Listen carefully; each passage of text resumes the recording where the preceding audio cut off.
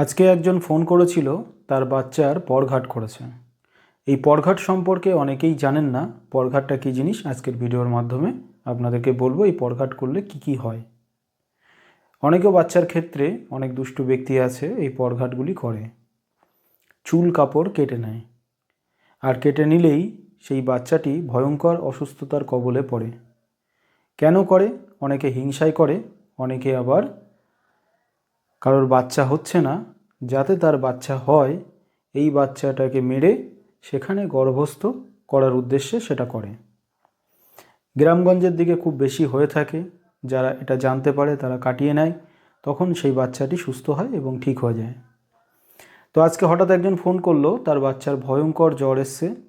সেই জ্বরে সেই বাচ্চা অচেতন হয়ে পড়েছে এবং কোনো ওষুধে কোনো কিছুতে তার ভালো হচ্ছে না। এই বাচ্চাটি চুল কাপড় কাটা হয়েছে, তো সে কাটানোর জন্য আমাকে ফোন করেছিল।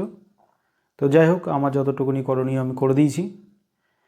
তো কি হয়, শনি মঙ্গলবারে বিশেষ করে এই পরঘাটগুলি করে থাকে। বাচ্চার চুল কাপড় কেটে নিয়ে গিয়ে সেটা মাদুলিতে ভরে সেই গর্ভবতী মহিলা পরে, বা এছাড়াও নানা রকম কারণে কোনো বাচ্চা অসুস্থ হয়ে পড়েছে, সেটাকে ঠিক করার জন্য এই পরঘাটগুলি করে থাকে। এটি গুপ্ত একটি বিদ্যা। আগে প্রচুর ছিল, এখন একটু কমেছে, তারপরেও কিন্তু বহু বাচ্চার ক্ষেত্রে এই পরঘাট করে থাকে। এই পরঘাট করতে গেলে বাচ্চার চুল কাপড় অবশ্যই লাগে। আস্তে আস্তে বাচ্চাটি কি হবে, অচেতন হয়ে পড়বে, জ্বর আসবে এবং সেই জ্বর কোনোভাবেই ভালো হবে না। চোখ মুখ লাল হয়ে যাবে এবং যত সময় যাবে জ্বরটা বাড়তে থাকবে। একটা সময় সেই বাচ্চাটার মৃত্যু হতে পারে। মুখ দিয়ে গ্যাজাও উঠে যেতে পারে। এরকমও রোগী দেখা গেছে যাদের মুখ দিয়ে গ্যাজা উঠে গেছে।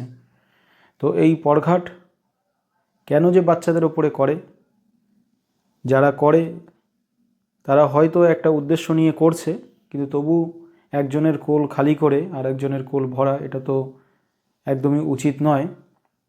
তারপরেও সমাজে দুষ্টু ব্যক্তিরা এই সমস্ত কাজ করে যাচ্ছে। অনেকে দেখবেন ধরতে পারে না, পরঘাট করেছে তারা ধরতে পারেনি, তো এর ফলে ডাক্তার রোগ ধরতে পারেনি, সেই রোগী মারা গেছে। এরকম প্রচুর হয়। তো এই ভিডিওটি যারা দেখছেন, অন্তত কঠিন সমস্যায় পড়লে এই বিষয়টি তাদের মাথাতে আসবে যে এরকমও ব্যাপারটা হতে পারে। এরকম বহু পরঘাটের রোগী আমাদের ট্রিটমেন্ট করেছি এবং তাতে তারা ভালো হয়েছে। এবং এই পরঘাট থেকে মুক্তি পাওয়ার জন্যে একটি গাছরা উপায় আমাদের জীবন রহস্য চ্যানেলের মধ্যে দেওয়া আছে। সাদা সুতো দিয়ে সেই গাছের শিকড় বাঁধলে 24 ঘন্টার মধ্যে সেই পরঘাট থেকে রোগী মুক্তি পায়। যারা দেখেননি ভিডিওটি দেখে নেবেন। আর এই পরঘাট কাটানোর জন্য প্রচুর মন্ত্র আছে, সেগুলি দ্বারা কাটানো যায়। এছাড়াও বহু মাদুলি আছে, দেওয়ার সাথে সাথেই ঠিক হয় রোগী। ধন্যবাদ।